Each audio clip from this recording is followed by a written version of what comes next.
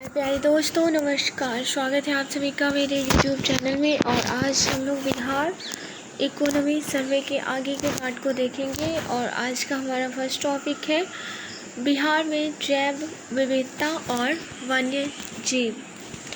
जलवायु परिवर्तन, वन विनाश, प्राकृतिक संसाधनों के दोहन और जीवाश्म ईंधन जलाने के बढ़ते प्रभावों ने जैव विविधता और वन्य जीवों के आवासों को प्रभावित किया है। वस्तुतः जैव विविधता और वन्य जीव पारितंत्रीय सेवाओं की रक्षा करने में ही योगदान नहीं करते, भोजन, ईंधन और रेशे उपलब्ध कराकर लोगों के कल्याण में भी योगदान करते हैं। वैश्विक तापन ने शिवालिक गंगा का मैदान की दृश्यावली की जैव विविधता को प्रभावित किया है। राज्य में जैव विविधता और वन्य जीवन के संरक्षण के राज्य सरकार के प्रयासों में राज्य में अनेक पक्षी और वन्य जीव अभयारण्य सहित अनेक गतिविधियां शामिल हैं। तालिका 13.1 में बिहार में वन्य जीव और पक्षी अभयारण्यों का विवरण प्रस्तुत है। बिहार में एक राष्ट्रीय उद्यान वाल्मीकि राष्ट्रीय उद्यान, एक बाघ अभयारण्य वाल्मीकि बाघ अभयारण्य, एक चिड़ियाखाना संजय गांधी जैविक उद्यान पटना सहित कुछ 8 वन्यजीव अभयारण्य और 5 पक्षी अभयारण्य मौजूद है। राज्य में वाल्मीकि बाघ अभयारण्य कुल 898.93 वर्ग किलोमीटर में फैला है, जो 2019 से 20 में 36 भारतीय बाघों का निवास स्थल है। राज्य में अनेक वन्यजीव अभयारण्य भी है, जैसे भीम बांध वन्यजीव अभयारण्य, गौतम बुद्ध वन्यजीव अभयारण्य, पंत वन्यजीव अभयारण्य राजगीर, कैमूर वन्यजीव अभयारण्य, रजौली वन्यजीव अभयारण्य नवादा और उदयपुर वन्यजीव अभयारण्य। वहीं पक्षी अभयारण्यों के कुशेश्वर स्थान पक्षी अभयारण्य, बरेला सालिम अली पक्षी अभयारण्य, नकटी डैम पक्षी अभयारण्य, नागी डैम पक्षी अभयारण्य और कांवर झील पक्षी अभयारण्य शामिल है। विक्रमशिला गांगे डॉल्फिन अभयारण्य भागलपुर जिला में अवस्थित विक्रमशिला गांगे डॉल्फिन अभयारण्य गंगा नदी में मुंगेर से भागलपुर के कहलगांव तक 60 किलोमीटर दूरी में फैला है। स्वच्छ पानी उपलब्ध कराकर और मानवीय हस्तक्षेप घटाकर संकटग्रस्त गांगे डॉल्फिनों को सुरक्षित आवास उपलब्ध कराने के लिए राज्य सरकार की डॉल्फिन ऑब्जर्वेटरी स्थापित करने की योजना है। वन्य जीवों और उनके निवास स्थानों की सुरक्षा के लिए पारितंत्र विकास समितियों के जरिए राज्य सरकार लोगों की भागीदारी को प्रोत्साहित करने का प्रयास कर रही है। बिहार में राष्ट्रीय उद्यान और वन्य जीव तथा पक्षी अभयारण्य 2019 से 20 यहाँ पे नीचे अवस्थित है। वाल्मीकि राष्ट्रीय पार्क, वाल्मीकि वन्य जीव अभयारण्य, गौतम बुद्ध वन्य जीव अभयारण्य, भीम बांध वन्य जीव अभयारण्य, उदयपुर वन्य जीव अभयारण्य, कैमूर वन्य जीव अभयारण्य, राजगीर वन्य जीव अभयारण्य नालंदा, विक्रमशिला गांगे डॉल्फिन अभयारण्य भागलपुर, रजौली वन्यजीव अभयारण्य नवादा और पक्षी अभयारण्य है कुशेश्वर स्थान पक्षी अभयारण्य मिथिला दरभंगा, बरेला सलीम अली पक्षी अभयारण्य वैशाली और नकटी डैम पक्षी अभयारण्य जमुई, नागी डैम पक्षी अभयारण्य जमुई और कांवर झील पक्षी अभयारण्य बेगूसराय। पर्यावरण, वन एवं जलवायु परिवर्तन विभाग द्वारा बिहार सरकार से जारी ये रिपोर्ट है। कलरव बिहार का पहला राजकीय पक्षी उत्सव। प्रवासी पक्षियों का उत्सव मनाने के लिए 15 से 17 जनवरी 2021 को बिहार के पहले राजकीय पक्षी उत्सव कलरव का आयोजन जमुई जिले के झाझा में स्थित नागी नकटी पक्षी विहारों में किया गया। पक्षी उत्सव मनाने का मुख्य उद्देश्य पक्षियों के संरक्षण के मुद्दे पर जोर देना और मानव जीवन में पक्षियों के महत्व को महसूस कराना था। पक्षी उत्सव बिहार के पर्यावरण, वन एवं जलवायु परिवर्तन विभाग द्वारा एक दूसरे से लगभग 5 किलोमीटर की दूरी पर अवस्थित 2 बड़ी नम भूमियों और पक्षी अभयारण्यों, नागी और नकटी को पक्षी दर्शन और पारिस्थितिक पर्यटन के गंतव्य के बतौर बढ़ावा देने का एक सकारात्मक प्रयास भी था। 3 दिवसीय पक्षी उत्सव का कुल बजट 85 लाख रुपए था। पक्षी उत्सव के दौरान पूरे राज्य और देश के पक्षी प्रेमियों, पक्षी विज्ञानियों और फोटोग्राफरों के साथ साथ विद्यालयों और महाविद्यालयों से भी सैकड़ों की संख्या में लोगों की भागीदारी हुई। औषधीय पौधों, पक्षियों पर डाक टिकट की प्रदर्शनी, संगमरमर की मूर्तियों और हस्तशिल्प सामग्रियों को दिखाने के लिए अनेक स्टॉल लगाए गए थे। स्वयं सहायता समूहों द्वारा भी सहजन पाउडर, शहद और रागी का आटा जैसे जैविक उत्पादों का स्टॉल लगाकर उनकी बिक्री की गई। भागलपुर के कदवा दियारा में गरुड़ों की रक्षकों द्वारा भी स्टॉल लगाए गए थे, जिसमें इतिहास के पक्षियों की स्थिति प्रदर्शित की गई थी। एक स्टॉल मुंबई प्राकृतिक इतिहास समिति द्वारा लगाया गया था, जहां पक्षियों और उनके प्रवास पैटर्न पर अनेक सूचनाएं दर्शाई गई थी। नागी नदी पर स्थित नागी जलाशय के 192 हेक्टेयर क्षेत्र को 1984 में पक्षी आश्रयणी के बतौर अधिसूचित किया गया था, जबकि नकटी नदी पर स्थित नकटी जलाशय का 332 हेक्टेयर क्षेत्र 1987 में अधिसूचित हुआ था। इनमें प्रवासी पक्षी नवंबर से मार्च तक रहते हैं।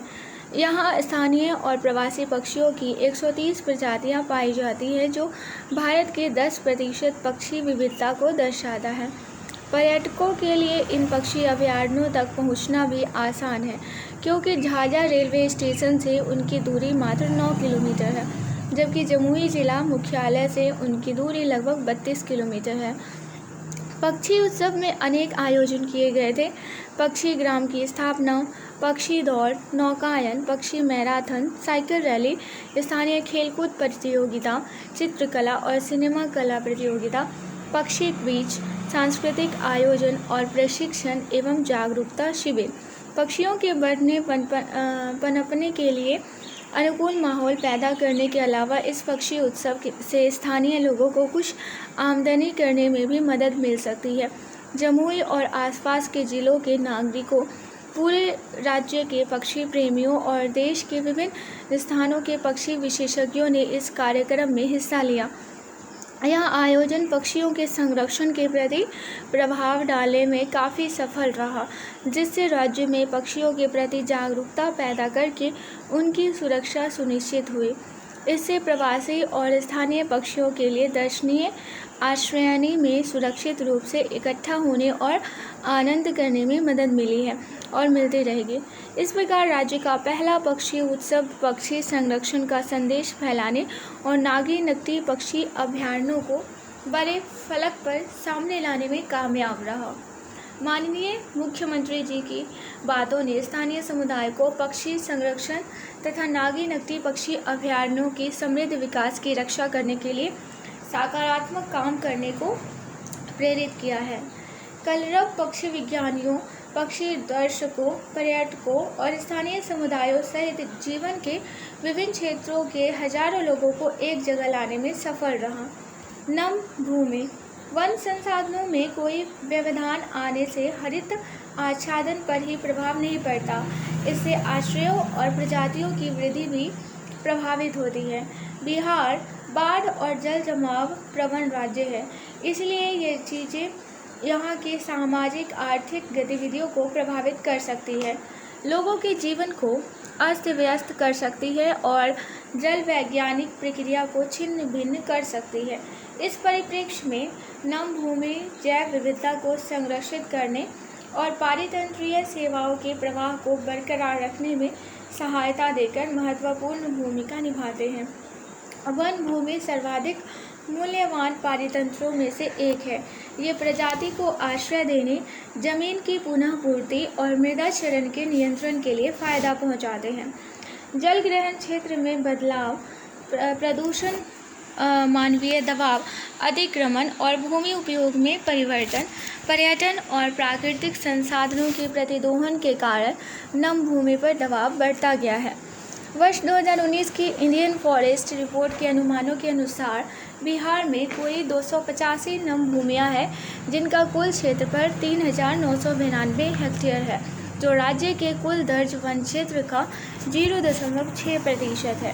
साथ ही सर्वाधिक 2,573 हेक्टेयर क्षेत्रफल प्राकृतिक आंतरिक नम भूमि के अंदर दर्ज किया गया, जो राज्य की कुल नम भूमि का 64.5% है। यहाँ पे दर्ज वन क्षेत्र ग्रीन वॉश के अंदर नम भूमि को दिखाया गया है। यहाँ पे देख सकते हैं कितना है बिहार में 72 क्षेत्रफल और संख्या, फिर संख्या और क्षेत्रफल उसका दिखाया गया है। बिहार में नम भूमियों का जिलावार क्षेत्रफल तालिका में प्रस्तुत है। नम भूमि के फैलाव के मामले में जिलों के बीच काफ़ी अंतर है। जिलों के बीच बेगूसराय जिले के लगभग 10.8% क्षेत्रफल में नम भूमि है, जिसके बाद कटिहार और सहरसा का स्थान है। राज्य के कुल नम भूमि के क्षेत्रफल में कटिहार, भागलपुर, पश्चिम चंपारण और सारण का संयुक्त रूप से लगभग 25% हिस्सा है। स्पष्ट है कि सभी प्रकार की नम भूमियों के बीच जल के फैलाव का क्षेत्रफल बरसात के पहले की तुलना में बरसात के बाद अधिक होता है। राज्य में पानी के कुल फैलाव में बरसात के पहले और बाद में सर्वाधिक योगदान कटिहार जिले का देखा गया। पर्यावरण और पारितंत्र की सुस्थिरता और जैव विविधता की वृद्धि के लिए जल संसाधनों के महत्व को महसूस करते हुए राज्य सरकार नम भूमियों के बेहतर प्रबंधन के लिए कृत संकल्प है। हाल में बिहार राज्य नम भूमि प्राधिकार विभिन्न क्षेत्रों में विकास प्रक्रिया में नम भूमियों को समेकित करने का प्रयास कर रहा है और रामसर समझौता के तहत कांवर झील नामक स्थल का विकास कर रहा है। पर्यावरण प्रदूषण, उच्च आर्थिक और वृद्धि और मानवीय विकास के प्रयास में अनेक बाहरी स्थितियां ऐसी पैदा हो जाती हैं जो स्वस्थ प्राकृतिक वातावरण सुनिश्चित करने से मेल नहीं खाती है। यह देखते हुए कि प्राकृतिक पूंजी के दोहन की सीमा है, लोगों, उद्योगों और अन्य आर्थिक गतिविधियों की ज़रूरतें पूरी करने के लिए प्राकृतिक संसाधनों के अनुचित दोहन के चलते राज्य में उनका क्षरण और प्रदूषण हुआ है। वायुमंडल में कणीय पदार्थों की उच्च मात्रा और जल निकायों के प्रदूषण से स्पष्ट है कि पर्यावरण का काफ़ी प्रदूषण हुआ है, जिसके कारण मानवों और पारितंत्र के स्वास्थ्य में गिरावट आई है। इस खंड में बिहार में वायु, जल और ध्वनि प्रदूषण के रुझानों पर चर्चा की जाएगी। जल प्रदूषण, बिहार को भूतल जल और भूजल दोनों प्रकार के स्रोतों का अच्छा अवदान प्राप्त है। वर्षा के अलावा झीलें, तालाब, नहरें, कुएं और अन्य जल निकाय विभिन्न गतिविधियों के लिए अत्यावश्यक पानी उपलब्ध कराते हैं। हालांकि जनसंख्या में तेज वृद्धि, विकासमूलक गतिविधियों में वृद्धि और पानी के अविवेकपूर्ण उपयोग के कारण जल संसाधनों की मात्रा और गुणवत्ता में काफ़ी कमी आ रही है। नदी जल की गुणवत्ता, राज्य को अनुकूल नदी प्रणाली का अवदान प्राप्त है, जिसमें 445 किलोमीटर लंबाई और 5,473 वर्ग किलोमीटर जल ग्रहण क्षेत्र वाली गंगा और उसके सहायक नदियाँ घाघरा, बूढ़ी गंडक, कोसी, सोन, गंडक, पुनपुन, बागमती और महानंदा शामिल हैं, जो राज्य को विभिन्न मौसमों में पानी उपलब्ध कराती है। हालांकि कुछ नदियों को प्रवाह में कमी का सामना करना पड़ रहा है, कुछ में अत्यंत बाढ़ आने के बाद उनकी प्रवाह बहुत घट रहा है। साथ ही कृषि और औद्योगिक क्षेत्रों में पानी की मांग हाल के वर्षों में बढ़ती गई है। कृषि क्षेत्र में रासायनिक उर्वरकों और कीटनाशकों के उपयोग के कारण भी पानी का प्रदूषण बढ़ा है। बिहार राज्य प्रदूषण नियंत्रण बोर्ड द्वारा राष्ट्रीय जल गुणवत्ता अनुश्रवण कार्यक्रम के तहत नदियों के पानी की गुणवत्ता का अनुश्रवण किया जा रहा है। इसके अंतर्गत नदियों के प्रदूषित हिस्सों में घुले ऑक्सीजन, पीएच, चालकता, ऑक्सीजन की जैव रासायनिक मांग और अम्ल जनित तथा कुल कोलिफॉर्म का अनुश्रवण किया जाता है। पानी में घुले ऑक्सीजन का स्तर पर्याप्त रहना जलीय पारितंत्र की रक्षा के लिए अत्यंत महत्वपूर्ण है। बिहार में गंगा नदी में पानी की गुणवत्ता के मूल्यांकन से उसमें कुल कोलिफॉर्म और मल जनित कोलिफॉर्म का मान अधिक होना पता चलता है, जिसका मुख्य कारण गंगा के किनारे बसे शहरों द्वारा उसमें मल जल चालू पानी बहाया जाना है। अन्य मापदंडों में पीएच, घुलित ऑक्सीजन और ऑक्सीजन की जैव रासायनिक मांग को उचित सीमा में पाया गया है, जो बताता है कि पानी जलीय जीवन और वन्य जीव के रहने बढ़ने के अनुकूल है। गंगा की सहायक नदियों में भी ऐसा ही देखा गया है। भूजल संसाधन की गुणवत्ता। बिहार के व्यापक सूखा प्रवण क्षेत्रों में भूजल संसाधन सूखे मौसमों में पानी उपलब्ध कराने में बड़ी भूमिका निभाते हैं, जिससे भोजन की आपूर्ति और मानव जीवन के बरकरार रहने में मदद मिलती है। तेज आर्थिक और शहरी वृद्धि के कारण अतिदोहन होने से भूजल स्तर में गिरावट आई है। फ्लोराइड, नाइट्रेट, आर्सेनिक, आयरन, शीशा, कैडमियम और क्रोमियम जैसे प्रदूषकों की पानी में विहित सीमा में अधिक उपस्थिति के कारण भूजल की गुणवत्ता में गिरावट आ सकती है। बिहार में आमतौर पर देखे गए प्रदूषकों में आर्सेनिक, फ्लोराइड, आयरन और मैंगनीज शामिल है, जो उसे पीने के लिहाज से नुकसानदेह बनाते हैं। भूजल अधिनियम 2006 को लागू करने के जरिए राज्य सरकार राज्य में भूजल संसाधनों की अति निकासी और प्रदूषण में कमी लाने का प्रयास कर रही है। यहाँ पे दिया गया है क्या क्या पाया जाता है। बिहार में प्रभावित भूजल गुणवत्ता वाले जिले कौन कौन से हैं? आर्सेनिक से प्रभावित है पटना, भोजपुर, बेगूसराय, खगड़िया, समस्तीपुर, भागलपुर, सारण, मुंगेर, कटिहार, बक्सर, वैशाली, दरभंगा, किशनगंज और पूर्णिया। आयरन से बिहार के सभी जिले प्रभावित हैं और फ्लोराइड से औरंगाबाद, बांका, कैमूर, जमुई, मुंगेर, नवादा, रोहतास, भागलपुर, गया, जहानाबाद, लखीसराय, नालंदा प्रभावित है।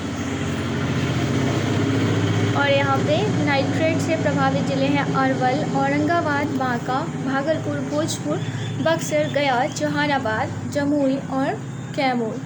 तालिका में बिहार में प्रभावित भूजल गुणवत्ता वाले जिलों की सूची प्रस्तुत है। वहीं बिहार के लिए भूजल संभरण में जिलावार अंतर तालिका में प्रस्तुत है। अनुमान के अनुसार सर्वाधिक 1.61 अरब घन मीटर वार्षिक दोहन लायक भूजल संसाधन पश्चिम चंपारण जिले में मौजूद था। बरसात के मौसम में बारिश से भूजल संभरण के मामले में अग्रणी जिले पश्चिम चंपारण, पूर्व चंपारण और रोहतास है। दूसरी ओर बरसात के मौसम में बारिश से भूजल संभरण के मामले में सबसे पीछे के जिले शेखपुरा, अरवल और शिवहर हैं। राज्य में विभिन्न परियोजनाओं के लिए भूजल की वार्षिक निकासी के मामले में सर्वाधिक 10.78 अरब घन मीटर के साथ कृषि का शीर्ष स्थान था और उसके बाद घरेलू प्रयोजनों का स्थान था। सिंचाई के मकसद से भूजल निकालने वाले शीर्ष जिलों में मुजफ्फरपुर और कटिहार थे, जिनका 2017 में कुल पानी निकालने में संयुक्त रूप से लगभग 16.4% हिस्सा था। प्रतिशत के रूप में व्यक्त भूजल निष्कर्षण का स्तर वार्षिक भूजल निकासी और शुद्ध वार्षिक भूजल उपलब्धता का अनुपात है। भूजल संसाधन की अति निकासी सर्वाधिक 95.7% जहानाबाद जिले में रही है और सबसे कम 19.6% अररिया जिले में। वर्ष 2017 में भूजल संभरण का मूल्यांकन दर्शाता है कि बारिश से सर्वाधिक 19.83 अरब घन मीटर भूजल संभरण वर्षा ऋतु में हुआ था, जो शेष मौसमों में 3.14 अरब घन मीटर ही था। चिंता की बात है कि लगभग 19 जिलों में भूजल निष्कर्षण का स्तर राज्य के औसतन 45.8% से अधिक था। सिंचाई के लिए भूजल पर निर्भरता जल स्तर के गिरने का एक प्रमुख कारण है। बिहार राज्य प्रदूषण नियंत्रण बोर्ड द्वारा गंगा नदी का 34 स्थानों पर, उसकी सहायक नदियों का 64 स्थानों पर और तालाबों, झीलों का 5 स्थानों पर पाक्षिक और मासिक आधार पर नियमित रूप से अनुश्रवण किया जाता है। बोर्ड द्वारा भूजल की गुणवत्ता का 70 स्थानों पर अर्धवार्षिक आधार पर अनुश्रवण किया जाता है। वर्ष 2019 से 20 में बोर्ड द्वारा विभिन्न स्थानों से पानी के कुल 1424 नमूने लेकर उनका विश्लेषण किया गया। वायु प्रदूषण। हाल के दशकों में कृषि, विनिर्माण और खनन से संबंधित गतिविधियों में काफ़ी वृद्धि होने से हवा की गुणवत्ता प्रभावित हुई है। वैश्विक तापन के सघन होते जाने की स्थिति में जीवाश्म ईंधन, फसलों और खुले में कूड़ा जलाना, ईंट निर्माण, खनन तथा उद्योगों और वाहनों से उत्सर्जन ने बिहार में वायु प्रदूषण का स्तर बढ़ा दिया है। जिससे मानव और पर्यावरण दोनों का स्वास्थ्य प्रभावित हुआ है। इनके अलावा जंगल की आग, हवा में पराग कणों का बिखरना और जैविक क्षरण जैसी प्राकृतिक परिघटना से भी वायु प्रदूषण बढ़ा है। वायुमंडल के मुख्य प्रदूषक कणीय पदार्थ और सूक्ष्म कणीय पदार्थ हैं। बिहार में 2019 में विभिन्न स्थानों पर परिवेशीय वायु गुणवत्ता का वार्षिक औसत मासिक मान तालिका 13.17 में प्रस्तुत है। बिहार में खेतों में फसलों की ठूंठ जलाने से भी कणीय पदार्थों का संकेंद्रण 1000 माइक्रोग्राम प्रति घन मीटर तक पहुंच जा रहा है। पटना, मुजफ्फरपुर और गया जैसे शहरों की वायु गुणवत्ता को बहुत खराब के बतौर वर्गीकृत किया गया है। यहाँ पे बिहार में वायु अनुश्रवण केंद्रों में वायु प्रदूषण के स्तर दिखाए गए हैं। सल्फर डाइऑक्साइड, नाइट्रिक ऑक्साइड और पीएम। वायु प्रदूषण के अनुश्रवण के लिए बिहार राज्य प्रदूषण बोर्ड की योजनाएं। माननीय राष्ट्रीय हरित न्यायाधिकरण के 2018 के आदेश के अनुपालन स्वरूप बिहार के पर्यावरण, वन एवं जलवायु परिवर्तन विभाग और सीसी द्वारा गठित वायु गुणवत्ता अनुश्रवण समिति के द्वारा पटना, मुजफ्फरपुर और गया जैसे अध्यक्ष शहरों के लिए वायु प्रदूषण से बचाव और नियंत्रण के लिए कार्य योजना बनाई गई है। कार्य योजना को केंद्रीय प्रदूषण नियंत्रण बोर्ड द्वारा स्वीकृति मिल गई है और उसका क्रियान्वयन हो रहा है। बिहार राज्य प्रदूषण नियंत्रण बोर्ड ने पटना, मुजफ्फरपुर और गया में एक सतत परिवेशीय वायु गुणवत्ता अनुश्रवण केंद्र की स्थापना की थी, जिन्होंने क्रमशः 2011, 2013 और 2014 में काम करना शुरू कर दिया। बिहार राज्य प्रदूषण नियंत्रण बोर्ड ने 5 सतत परिवेशीय वायु गुणवत्ता अनुश्रवण केंद्र पटना में और एक केंद्र गया, मुजफ्फरपुर और हाजीपुर में स्थापित किए हैं। ये सारे केंद्र बोर्ड के सर्वर से जुड़े हैं। राज्य सरकार ने इन 8 केंद्रों की स्थापना के लिए 13,37,79,650 रुपये की वित्तीय सहायता उपलब्ध कराई है। केंद्रीय प्रदूषण नियंत्रण बोर्ड द्वारा तय मापदंडों के अनुसार राज्य बोर्ड ने बिहार में सतत परिवेशीय वायु गुणवत्ता अनुश्रवण केंद्रों के नेटवर्क के विस्तार का भी प्रस्ताव तैयार किया है। बिहार में ऐसे 24 केंद्रों की स्थापना के लिए चुने हुए विक्रेता को कार्यदशा दे दिया गया। यहाँ पे 35,44,48,950 रुपये के व्यय से इनकी स्थापना मार्च 2021 तक हो जाने की उम्मीद है। बिहार के कथित अध्यक्ष शहरों में वायु प्रदूषण से बचाव के लिए पटना के मास्टर प्लान द्वारा निर्धारित क्षेत्र में और तथा गया तथा मुजफ्फरपुर की योजना के क्षेत्र में नई 22 श्रेणियों के प्रदूषक उद्योग स्थापित नहीं किए जाएंगे। वायु प्रदूषण से बचाव के लिए राज्य सरकार ने जून 2020 में पेट कोक और फर्नेस फ्यूल ऑयल के उपयोग पर राज्य ईंधन नीति तैयार की है। तदनुसार औद्योगिक ईंधन के रूप में पेट कोक का उपयोग नहीं किया जाएगा। हालांकि इसका उपयोग चारा से या कुछ खास श्रेणी के उद्योगों में जैसे क्लिंकर उत्पादन के लिए सीमेंट में कैल्साइन पेट कोक तैयार करने वाले कैल्साइन आदि में विनिर्माण प्रक्रिया में किया जाएगा। अब अधिसूचित क्षेत्र समितियों के क्षेत्र और हाजीपुर औद्योगिक क्षेत्र में फर्नेस ऑयल का उपयोग नहीं किया जाएगा। हालांकि जब तक राज्य में अपेक्षाकृत स्वच्छ ईंधन के बतौर LNG, PNG की आपूर्ति का नेटवर्क विकसित नहीं हो जाता है, तब तक मौजूदा उद्योग भारत सरकार के पर्यावरण एवं वन मंत्रालय और सीसी द्वारा अधिसूचित उत्सर्जन मानकों का पालन करते हुए फर्नेस ऑयल का उपयोग कर सकते हैं। ईंट भट्ठों द्वारा उत्सर्जन में कमी लाने के लिए बिहार राज्य प्रदूषण नियंत्रण बोर्ड ने राज्य के सभी ईंट भट्ठों को पुरानी प्रौद्योगिकी छोड़कर अपेक्षाकृत स्वच्छ प्रौद्योगिकी अपनाने का निर्देश दिया है। लगभग 3000 ईंट भट्ठों ने अपेक्षाकृत स्वच्छ प्रौद्योगिकी अपना ली है। जाड़ा के मौसम में पटना, मुजफ्फरपुर और गया में वायु प्रदूषण का स्तर PM10 और PM25 के उच्च स्तरों के कारण गंभीर चिंता का विषय होता है। सड़क की धूल, वाहनों का प्रदूषण, बिना ढकी निर्माण गतिविधियों, ठोस अपशिष्ट को खुले में जलाने आदि स्थानीय स्रोतों के अतिरिक्त वायुमंडलीय और भौगोलिक स्थितियां भी कणीय पदार्थों के उच्च संकेंद्रण के लिए जवाबदेह होती है। हालांकि गैसीय प्रदूषक स्वीकृत राष्ट्रीय परिवेशीय वायु गुणवत्ता को की सीमा में